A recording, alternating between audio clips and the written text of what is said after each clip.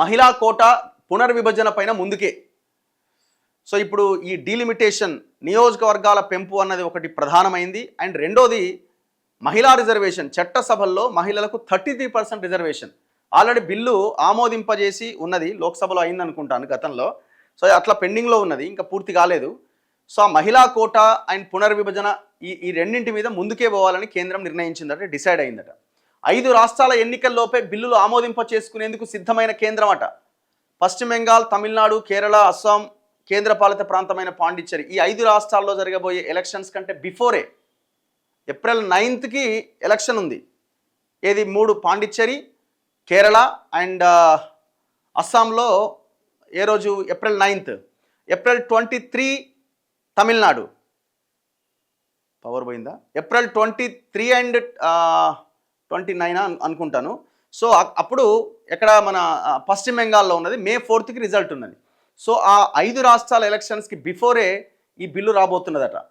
ఇగో వారాంతానికి ఉభయ సభలను వాయిదా వేసి, అంటే వీకెండ్లో 2 సభలను వాయిదా వేసి 2 వారాల్లో ప్రత్యేక సమావేశాలు పెట్టే యోచనట. అవసరమైతే ఉభయ సభలను సంయుక్తంగా సమావేశపరిచి ఆమోదింప చేసుకునే ప్రణాళిక. అంటే లోక్సభ, రాజ్యసభ మెంబర్స్ అందరినీ ఒకే దగ్గర కూర్చోబెడతారట. అంత తొందర ఎందుకు? విధి విధానాలు ఏంటి? రిజిజుకు కాంగ్రెస్ చీఫ్ మల్లికార్జున ఖర్గే లేఖ. ఏప్రిల్ 29న 5 రాష్ట్రాల ఎన్నికలు పూర్తయ్యాక అఖిలపక్షం సమావేశం నిర్వహించాలని డిమాండ్. నేటి క్యాబినెట్ భేటీలో 2 బిల్లులకు ఆమోదం. పునర్విభజనతో పెరగబోతున్న ఎస్సీ ఎస్టీ స్థానాలు, ఎస్సీ రిజర్వ్డ్ నియోజకవర్గాలు 84 నుంచి 124కు పెంపు. ఎస్సీవి 47 నుంచి 70కి పెరగబోతున్న ఎస్టీ నియోజకవర్గాలు. ఏంది? లోక్సభలో 543 నుంచి 816 కాబోతున్నాయి అన్నమాట. దాంట్లో భాగంగా ఎవరి జనాభా ఎంతో వాళ్ళకంత వాటా కాబట్టి ఎస్సీలది ఎస్టీలది పెరగబోతున్నది. సో బీసీలకు రిజర్వేషన్స్ లేవు కదా చట్టసభల్లో, దానికోసమే కదా ఇప్పుడు కొట్లాటంతా. 1-2 స్థానాలే ఉన్న చోట్ల రొటేషన్లో మహిళలకు ఇస్తారట. సో ఇప్పుడు ఈ పునర్విభజన నియోజకవర్గాల పెంపు అన్నది 50 ఏళ్ల తర్వాత జరుగుతున్నది. 50 ఇయర్స్, ఆఫ్టర్ 50 ఇయర్స్. గతంలో 1952లో జరిగింది, 1963, 1973లో 3 సార్లు నియోజకవర్గాల పునర్విభజన జరిగింది. 1976లో నిలిపేసిన ఇందిరాగాంధీ 2002లో చేపట్టిన పెరగని సీట్ల సంఖ్య. దశాబ్దాలుగా కొనసాగుతున్న నియోజకవర్గాల పునర్విభజన, మహిళా రిజర్వేషన్ల అంశంపై వీలైనంత త్వరగా అడుగులేయాలని కేంద్ర ప్రభుత్వం భావిస్తుండగా అంత తొందర ఏముంది? 5 రాష్ట్రాల ఎన్నికలు పూర్తయ్యేంత వరకు ఆగాలని ప్రతిపక్షాలు సూచిస్తున్నాయి. ఈ బిల్లులపై అఖిలపక్ష సమావేశం ఏర్పాటు చేయాలని డిమాండ్ చేస్తున్నాయి. దీంతో ఈ రెండు అంశాలపై సస్పెన్స్ నెలకొంది. మహిళా కోటాను ఏ ప్రాతిపదికన చేపడతారు? విధి విధానాలేంటి? అసలు సవరణ బిల్లులో ఏం ప్రతిపాదించాలనే అంశాలతో నోట్ సర్క్యులేట్ చేయాలని, ఏప్రిల్ 29వ తేదీన 5 రాష్ట్రాల ఎన్నికలు పూర్తయిన తర్వాత ఆల్ పార్టీ మీటింగ్ పెట్టాలని కాంగ్రెస్ అధ్యక్షుడు మల్లికార్జున ఖర్గే పార్లమెంటరీ వ్యవహారాల మంత్రి కిరణ్ రిజిజుకు మంగళవారం లేఖ రాశారు. కాంగ్రెస్ సీనియర్ నేత జైరాం రమేష్ ఈ లేఖను రిజిజుకు అందజేశారు. ఆ లేఖపై ఇండియా కూటమికి చెందిన DMK, NCP, Shiv Sena, JMM, national conference, RCP, CPM, CPI, Aam Aadmi తదితర పార్టీల ఎంపీలు సంతకాలు చేశారు. నియోజకవర్గాల పునర్విభజన, మహిళా కోటాకు సంబంధించిన బిల్లులపై మోదీ సర్కార్ శరవేగంగా పావులు కదుపుతుండటంతో ఇండియా కూటమి నేతలు ప్రత్యేకంగా సమావేశమై ఈ మేరకు నిర్ణయం తీసుకున్నారు. ప్రతిపక్షాలు వ్యతిరేకించడంతో మంగళవారం జరిగిన బీఏసీ మీటింగ్లో ఈ అంశాన్ని ప్రభుత్వం ప్రస్తావించలేదు. కానీ ఈ బిల్లులపై ఇప్పటికే ఎన్డీఏ మిత్రపక్షాలన్నింటినీ ఒప్పించిన మోదీ ప్రభుత్వం ఎట్టి పరిస్థితుల్లోనూ 5 రాష్ట్రాల ఎన్నికల్లోపే వాటిని ఆమోదింప చేయాలన్న కృతనిశ్చయంతో ఉన్నది. ఈ వారాంతంలో ఉభయ సభలను వాయిదా వేసి మరో 2 వారాల్లో పార్లమెంట్ ప్రత్యేక సమావేశాలు ఏర్పాటు చేసి వాటికి ఆమోదముద్ర వేయించాలని మోదీ సర్కార్ నిర్ణయించింది. మంగళవారం హోంమంత్రి అమిత్ షా నేతృత్వంలో జరిగిన ఎన్డీఏ మిత్రపక్షాల సమావేశాల్లో ఈ మేరకు నిర్ణయం తీసుకున్నారు. కాంగ్రెస్ను, ఇతర ప్రతిపక్షాలను ఒప్పించేందుకు ప్రయత్నించాలని, అవసరమైతే ఉభయ సభల సంయుక్త సమావేశం నిర్వహించి బిల్లులు ఆమోదింప చేయాలని వారు నిర్ణయించినట్టుగా తెలిసింది. ఉభయ సభలు కలిసికట్టుగా సమావేశమైతే బిల్లుకు అవసరమైన 3/2 మెజారిటీ లభిస్తుంది.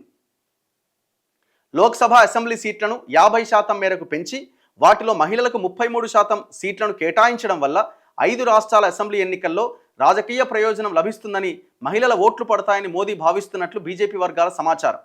లోక్సభ సీట్లు 816కు పెరిగి అందులో 273 సీట్లు మహిళలకు రిజర్వ్ అవుతాయని, ఇతరత్రా నియోజకవర్గాల్లో పోటీ చేసే మహిళలను కూడా కలుపుకుంటే చట్టసభల్లో మహిళల ప్రాతినిధ్యం గణనీయంగా పెరిగిపోతుందని తెలిస్తే మహిళలు పెద్ద సంఖ్యలో బీజేపీకి ఓటు వేస్తారని ఆయన భావిస్తున్నట్టుగా చెబుతున్నారు.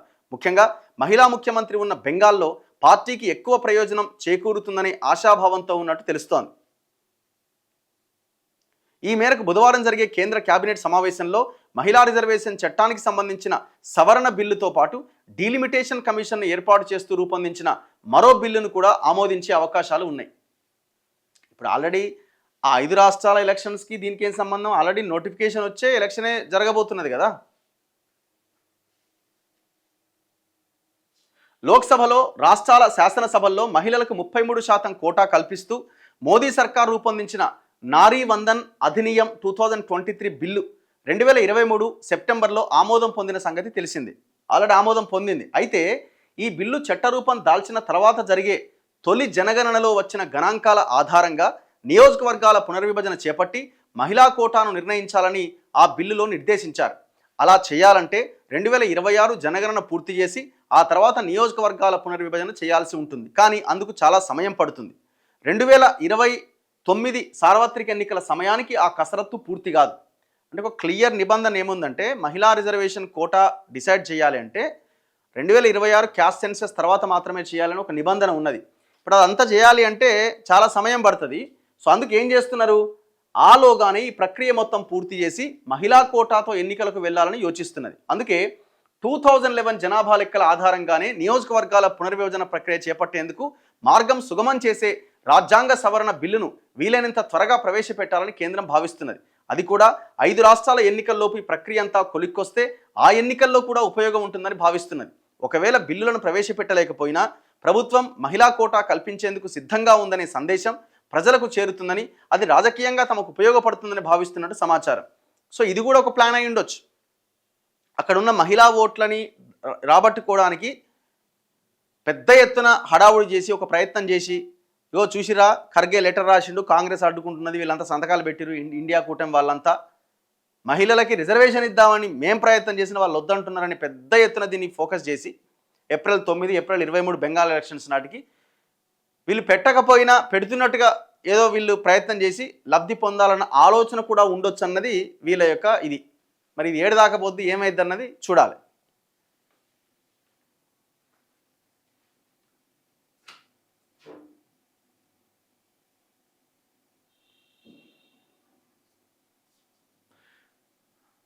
సో నెక్స్ట్ అయితే దీనివల్ల మన తెలంగాణలో అయితే మొత్తం రాజకీయ ప్రకంపనలే ఉంటాయి. ఎందుకంటే ఇప్పుడు 119 నుంచి 175, 176 అయితే అట. దాంట్లో 33% మహిళా రిజర్వేషన్. సో చాలా వాళ్ళ స్థానాలు, ఇప్పుడున్న ఎమ్మెల్యేలు పోటీ చేయాలనుకున్న వాళ్ళ స్థానాలు గల్లంతయ్యే అవకాశం ఉంది. ఈక్వేషన్సే మారిపోతాయి మొత్తం.